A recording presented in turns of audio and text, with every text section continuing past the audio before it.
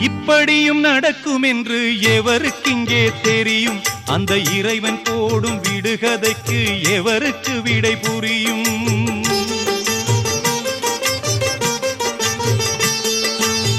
இப்படியும் நடக்கும் என்று எவருக்கிங்கே தெரியும்? அந்த இறைவன் போடும் விடுகதைக்கு எவருக்கு விடை புரியும்? இது யார் செய்த பாவம்? பதில் யார் சொல்லக்கூடும்?